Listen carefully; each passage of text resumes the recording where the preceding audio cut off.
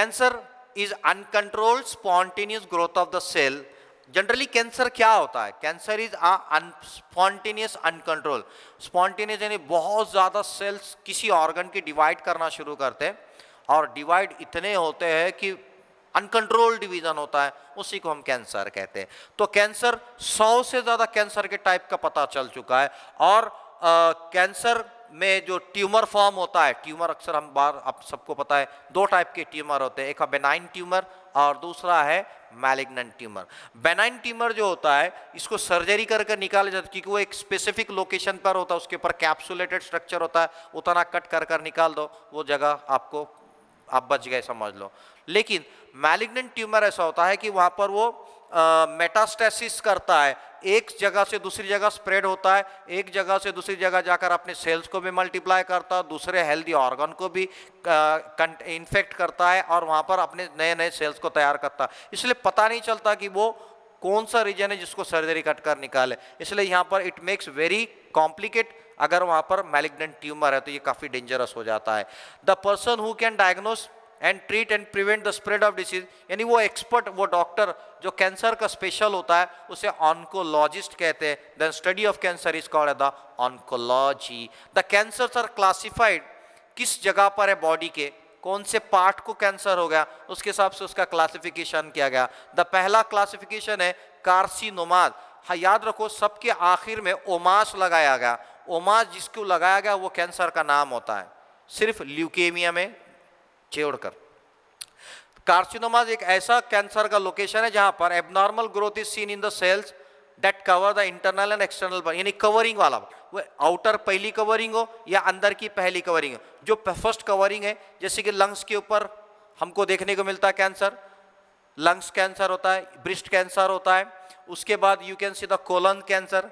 ये कैंसर सारे कैंसर ऐसे हैं जो कि कार्सिनोमा के कैटेगरी में आते हैं। दूसरी कैटेगरी सार्कोमा, ये अब ऊपर का और अंदर बीच में का, 2 लाइन छोड़ दो, इंटरनल पहली या आउटर पहली। अब ये बीच वाली लेयर, बीच के जो सेल्स होते हैं, टिश्यूज होते हैं, उसको करता है।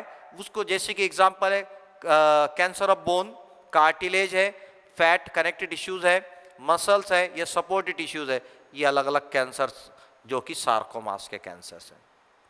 Okay, so these are the examples of the photograph यहाँ सार्कोमास कैंसर में इसको इन्वॉल्व किया जाता है।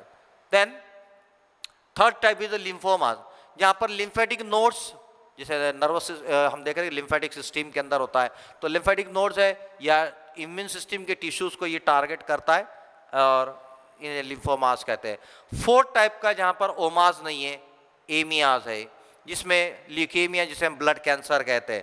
तो इसके अंदर बोन मैरो से ये शुरू होता है और पूरा ब्लड के अंदर स्प्रेड होता जाता है, उल्टी कंडीशन हो जाती है। नॉर्मली आरबीसी का जो नंबर होता है बहुत ज़्यादा होता है, 3.5 मिलियन पर क्यूबिक मिलीमीटर। तो यहाँ पर डब्ल्यूबीसी का रेशियो बढ़ना शुरू होता है, डब्ल्यूबीसी का प्रमाण ज़्यादा हो जाता और आरबीसी कम होते, उस कंडीशन को हम कहते हैं ब्लड कैंसर हो गया। Then adenomas, adenomas is nothing but the cancer जहाँ पर कुछ ग्लैंड्स पर करता है, जैसे कि थायराइड ग्लैंड देखिए हमने, पिट्यूटरी ग्लैंड, एड्रिनल ग्लैंड, एक ग्लैंडुलर टिश्यूज को टारगेट करता है, तब ऐसे कैंसर को एडिनोमास कहते हैं। So this is the last classification.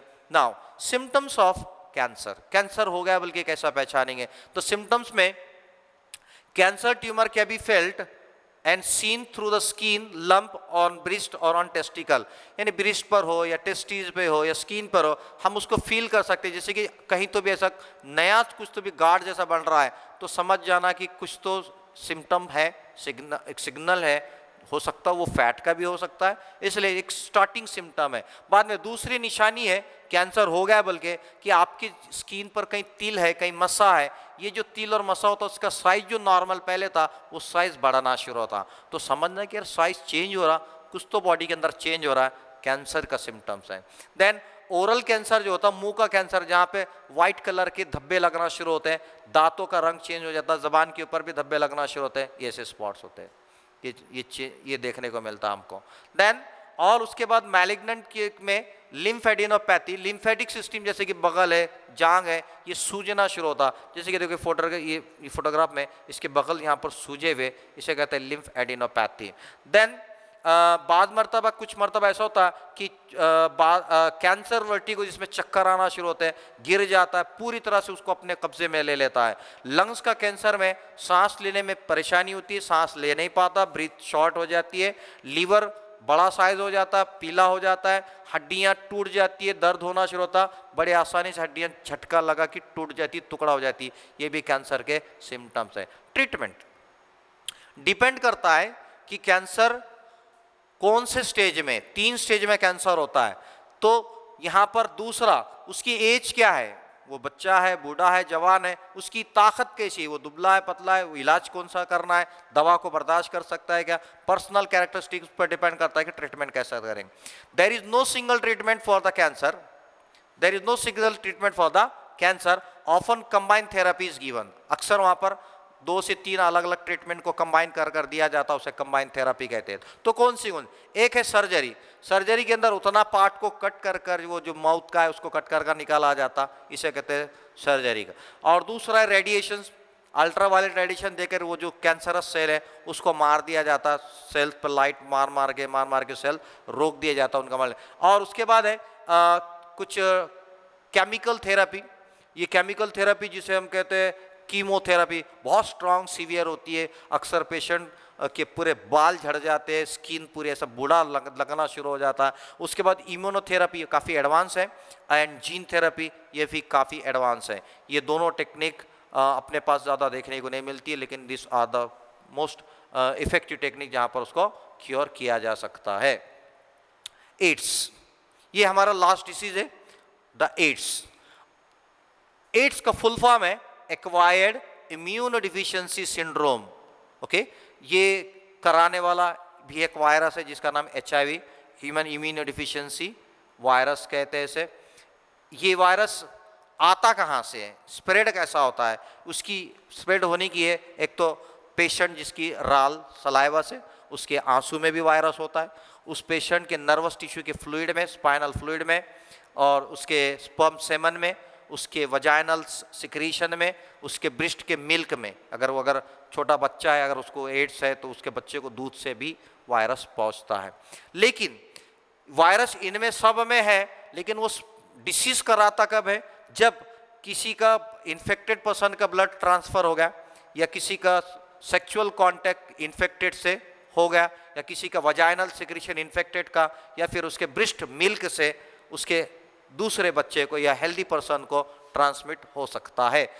Modes of transmission, इसके अलावा भी दूसरे जो तरीके जहाँ ये वायरस ट्रांसमिट होता है, पहला है ऐसा सेक्सुअल कांटेक्ट जहाँ पर एक इन्फेक्टेड पर्सन के साथ हेल्दी पर्सन का सेक्सुअल कांटेक्ट होता है, जैसे कि ओरल सेक्सुअल कांटेक्ट हो, वजाइनल सेक्सुअल कांटेक्ट हो, या एनल सेक्स कांटेक्ट हो, तो भी ये डिसीज वायरस ट्रांसमिट होगा। दूसरा, किसी इन्फेक्टेड ब्लड का या उसका सुई जिसे इंजेक्शन लिया था वो अगर किसी हेल्दी पर्सन को ट्रांसफर हो गई या शेयर हो गई तब होता है। From infected mother to child through the transplantation, यानी अगर कोई माँ प्रेग्नेंट है, अगर उसको एड्स है तो उसका होने वाला बच्चे को भी वो एड्स ट्रांसमिट होगा प्लासेंटा से या उसके मिल्क फीडिंग से भी ट्रांसमिट होगा।